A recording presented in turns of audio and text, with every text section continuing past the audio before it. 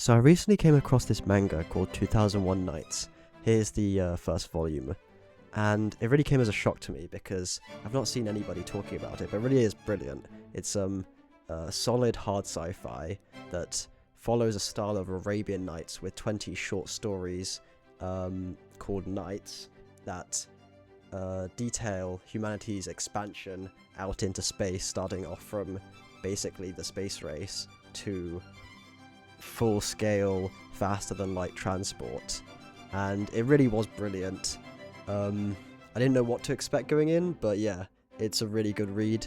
If you like graphic novels and if you like hard sci-fi, I would definitely recommend it. But here's a few of my favourite nights from it.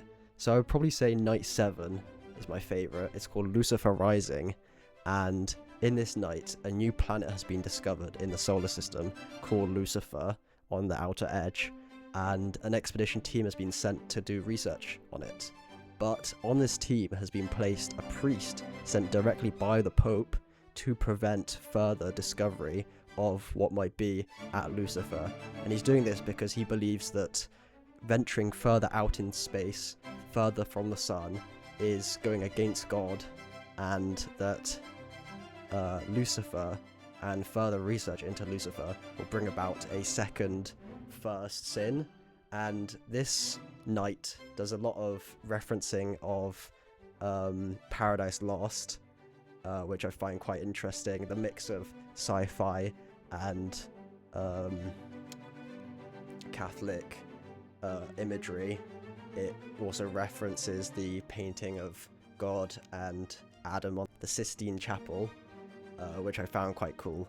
And it has an interesting plot featuring a imposter on board that begins sabotaging the crew, one by one, crew dying, and eventually they find out that Lucifer can be the fuel source to begin fueling faster than light travel. So this story acts as a sort of separation point of the previous stories that were in the solar system, and now the exploration out into other solar systems and further into the galaxy.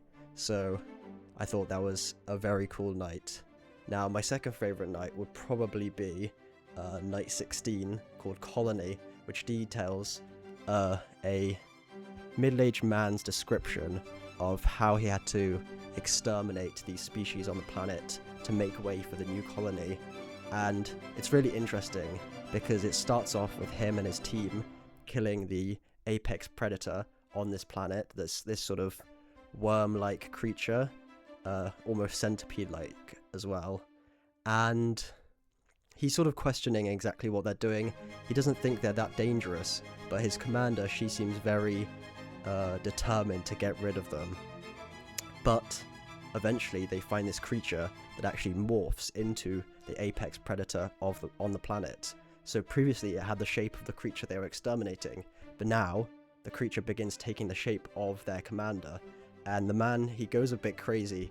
He runs into the jungle hunting them, killing each one of these morphed commanders. But eventually he comes across one and kills it, but it turns out it was his real commander. And now that he's slain her, the morphing creatures begin to take his shape, and he runs further until eventually he exterminates all of them. And I really found that quite interesting because it can reflect quite a lot about things that happen in real life, where you might have a stronger power and then see how the weaker powers adapt to that. Comes across in relationships between politics, but even on smaller scales with individuals. I think it can be seen, definitely. So I thought that one was quite an interesting story.